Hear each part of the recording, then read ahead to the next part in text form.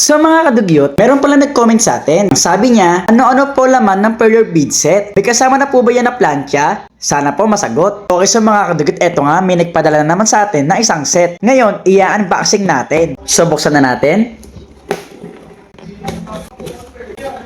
Ayan, so mga kadugyot, eto mga laman nila. Isa-isahin natin. Una is itong mga tools. So eto, dalawang kutsara pang scoop ng mga beads, dalawang tweezer, isang plastic, tsaka isang bakal yata to or stainless, dalawang plato na parang lagayan ng mga beads, at extra beads na black and white. Kasi ito yung mga gamit na gamit talaga. Sunod, eto namang tatlong pirasong parang plastic. Kapag tapos yung magbuo ng beads, ito yung ipapatong nyo doon sa beads, tapos paplansyahin nyo na. Ayan, tatlong piraso siya. Kung tatanungin nyo kung reusable, yes, reusable siya. Hanggang sa akin na lang ang magsawa. At next, ito namang perler beads board. Ayan, ito yung pinagpapatungan natin ng beads kapag gagawa tayo ng beads. Ayan. At next, itong, ayan, mga instructions. Kapag baguhan lang kayo, ayan, meron dyan instructions. Siyempre, itong perler beads set. Siyempre, ito pinakakailangan natin sa lahat, yung mga beads. Maraming kulay yan. 24 color. Total pala ng mga color na to is 12,000. Di ba? Ang dami. At, ang pinaka-question ng lahat is kung may kasama bang plancha? Yes. May kasama po yung plancha. Ayan, guys. Mini plancha lang naman siya.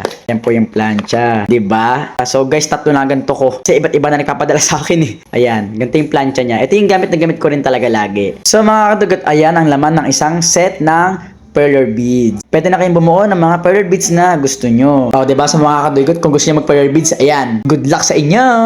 Happy perler beading! At syempre, dahil meron na naman tayong bagong set ng perler beads, hindi pwedeng hindi tayo bubuo ng bagong perler beads character. Madami nga pala nag-comment si Pikachu daw ang buuin ko. Kaya ito naganap ako ng cute na Pikachu. Bali kapag nabubuo nga pala ako, nagtatansya lang ako. Pinibila ko kailang blocks ang bawat linya. Ito nga, sinisimulan ko muna sa pattern ni Pikachu. Kung hindi naman siya mahirap kasi hindi naman siya malaki, hindi rin siya maliit. Tamang size lang to nakita kong Pikachu. Itong binubuo ko, pwede ko siya idikit sa rep o kaya pwede ko siya gawing keychain para isabit sa bag ko. After mag-pattern kay Pikachu, ito nga nagko-color na tayo ng color red. At ang nag-iisang color pink. Ayan no, color pink kasi yung ilong niya, kaya color pink ang ilalagay natin. Alam ko black talaga ilong ni Pikachu, pero para mas cute kasi ng color pink no. At sa wakas, andito na tayo sa pinaka-most sapis yating part. Ang last color, ayan, color yellow. No-coloran na lang natin si Pikachu at natatapos na. Kapag talaga nandito na ako sa pinaka-most sapis yating part, ay nawawala na yung pagod ko. Senen, eto nga at finish na. So itetip na lang natin siya para maganda ang kakalabasan. Bilang lang tayo ng 1, 2, 3, go! Kaya kapag nadikit ay okay na. Tapos butasin lang natin bawat butas para maganda at smooth kapag nagplansya na tayo. Medyo nakakatamad tong part na to pero tiyagaan lang talaga. At after natin mabutasan, tanggalin natin siya dito sa ating perler beads board. O diba ang ganda? Dapat dahan-dahan lang ipagtanggal nyo para make sure nyo na nakadikit lahat. At eto na nga, bago plansya, patungan na natin siya ng parchment paper. May nag-advise nga pala sa akin, dapat daw ang pagplansya ay sideways lang o wag pabilog, wag paikot. Hindi ko sure kung bakit pero so far yun sinusunod kong advice at maganda naman lagi kinakalabas. At after ilang minutes ng pagpaplansya, eto nga tatanggalin na natin. Pagtanggal ko nga, grabe sobrang ganda. Sobrang smooth, walang linya at wala rin mga butas-butas. Parang ito na yata pinaka-cute na nagawa kong perler beads. Tingnan nyo naman kasi, harap likod pwede maging harap. Ano daw, basta kung nag-gets nyo ako, gets nyo ako. Kapag deset nga din pala ako, nadidikit ko lang siya dito sa rep. Ayan, ito nga pala yung mga nagawa ko, mga evolutions, kaya madadagdagan na ng Pikachu. Nakagawa na nga din pala ako dati ng Pikachu, pero itong Pikachu na to ay cute style. Senen, o diba, ang ganda na lang lahat, sobrang cute nila. So mga kadigot, sino next natin bubuo? Basta yung mga cute lang ha, o siya, yun lang muna, thanks for watching, bye bye!